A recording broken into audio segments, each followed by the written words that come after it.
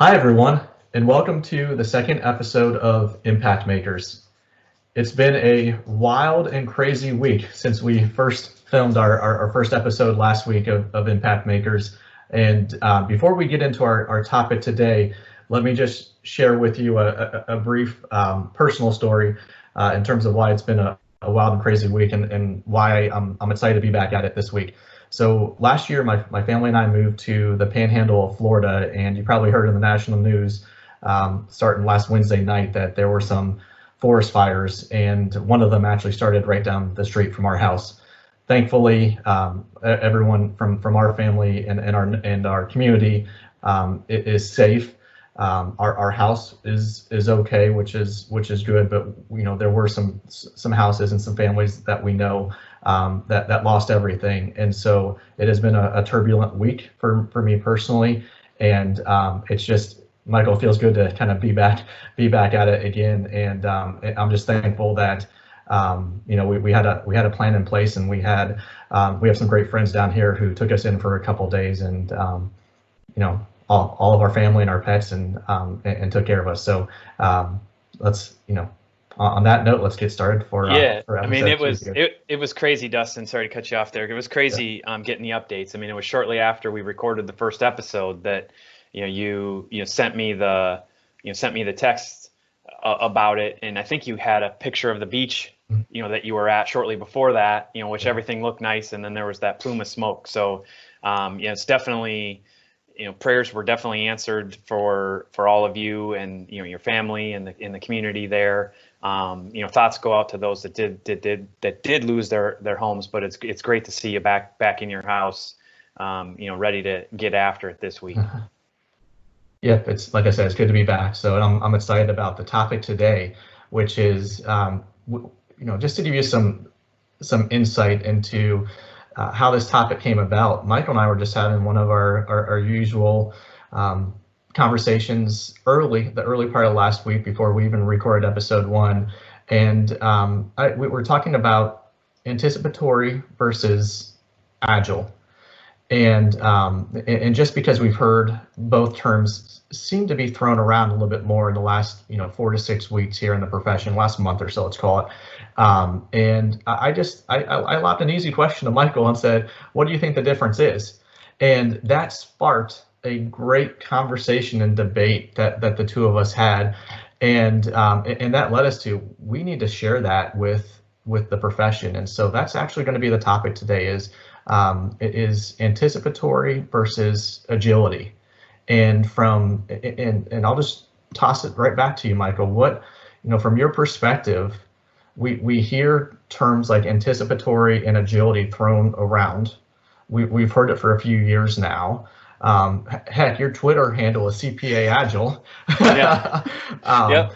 And so, from your perspective, talk to us about what you see as the difference and what firms really need. And by the way, we got to give credit to Dan Burrs and Tom Hood for all the work that they've done over the years with that anticipatory mindset. And I always enjoy listening to them talk about this. And I'm just thankful that we have the opportunity to share our insights as well. So Michael, what, from your perspective, what's the difference between anticipatory versus agility, and what do CPA firms really need from those topics?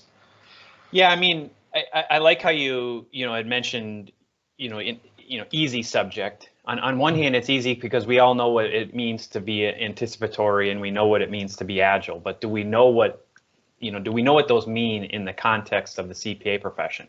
I think that's where it gets a little bit tricky. I mean, you alluded to, my Twitter handle being CPA Agile, so there is some bias there, but not really. I think it covers both of those. I think there's a tremendous amount of opportunity for firms that understand the power of both. And it's an example of how diving into what is the definition in the context of the CPA profession that I think has the power. And so as we talk about this, anticipatory for us is having having a sense of where the world is headed, where the profession is going. What do you see that you need internally, but more importantly, what do you see that your clients need? What is changing? COVID-19 definitely accelerated some of those things that people saw. The move to wanting to be more cloud-based and all that. That kind of thing. Being able to work remote. That fits into that anticipatory aspect of it. But using that same example is where we can jump into the agile definition. And being agile is the ability to pivot. It's the ability to an unexpected obstacle or an opportunity jumped in. What do you do? Are you able to stay on path? Are you able to follow in with the vision? And that's where as we see it from a definition standpoint, you need both. You need to know where you're going. You need to be anticipatory, but then you need to be able to adapt, because you might not get the right. You might not predict the future perfectly, and so you don't know when that opportunity or obstacle is coming. So that's what we talked about. I'll toss it back to you, Dustin. Kind of what how does it fit in your sphere here? Yep. So I hear a lot of.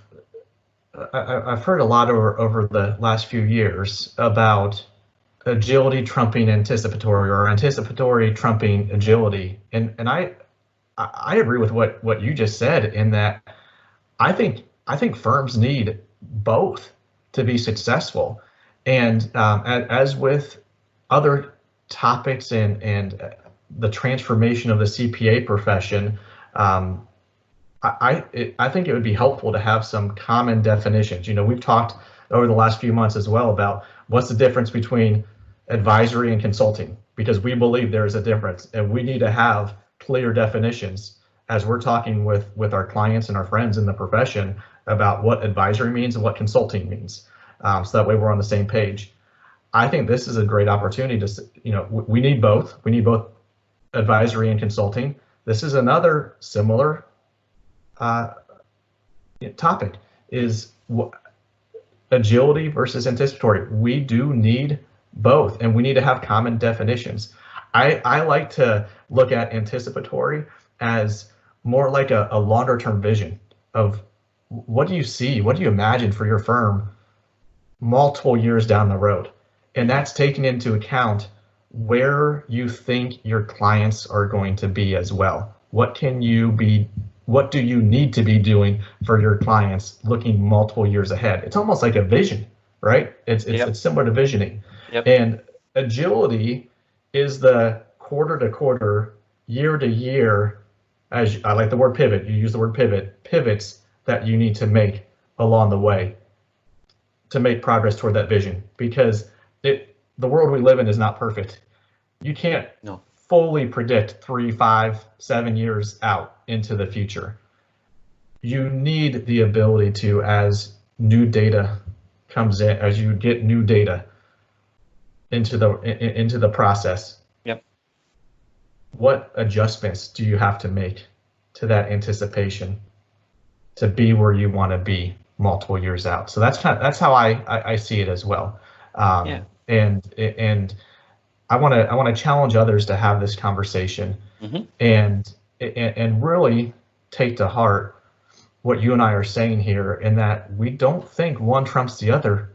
You have to have, successful firms are going to have to have both. Yep. So one more question here before we wrap up episode 2. I just got off a call with a senior leader in a top 50 CPA firm, and we were talking about actually lean versus agile. Yep. And I made the comment to him that what we're seeing, because he was asking feedback, what we're seeing is that the traditional lean processes that we've done in the firms that have gone through those type of projects in the past, where they're at compared to their peers is ahead. But more importantly, they want to know what the next step is. And we shared that we see more of an agile sprint type of setup for firms that are already ahead of the curve but are looking at continuous improvement. Share your thoughts on that, and why an agile sprint could be really effective as firms get close to where they want to be from a future process and technology perspective, versus going through a full-blown lean project again? Yeah, Dustin, you're taking me way back to some of our initial conversations around the bar on where we saw the future of lean projects, and really it's the progression, it's continuous improvement. You touched upon it. Tying it back into our anticipatory and our agileness, the agile sprint is a way for you to focus your continuous improvement efforts. So firms that have already gone through a lean project, they know their phases, and where is that phase going? Where can they get better in that particular phase? What's staring in the face of a lot of firms right now is how are they collecting and receiving information from their clients? That there's a lot of pressure on historically the mail now. Are they able to gather it digitally? The answer is yes, but how are they going to go about doing it? Well, why not have what we're calling an agile sprint specific to collecting and receiving client information? It's going to tie into your overall process, but it's that specific focused project to answer that question. How can we make it easier for our clients to do business with us? Ultimately, that makes it easier for us. But first and foremost, it's that focus, it's that agility on, seizing this, whether you call it opportunity or obstacle, either way, it's agility there, to do that smaller project focused in on, how we get our information from our clients. Yep. As always, it's awesome talking about these innovative subjects with you. We do this almost on a daily basis, and if not daily, at least a few times a week. And it's so much fun starting to record this Impact Maker series and actually getting the conversations you and I start to have out there for others to hear as well. As we've always said, we like to practice what we preach, and continuous improvement is a big part of what we have helped the profession with over the years.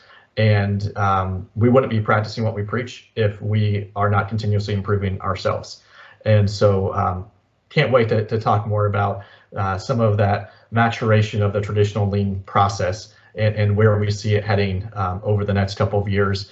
And we gave you a hint of that in this episode today. But it was, Michael, like I said, good to be back, back home and back at it from a work perspective, having some great conversations this week, and look forward to recording another one of these next week. Yeah, and in the meantime, as you're giving this a listen, give us some feedback. Either reach out to us or put it in the comments when we post these on LinkedIn. Super interested in hearing your feedback on our starting definitions for anticipatory and agility. So until the next time, have a good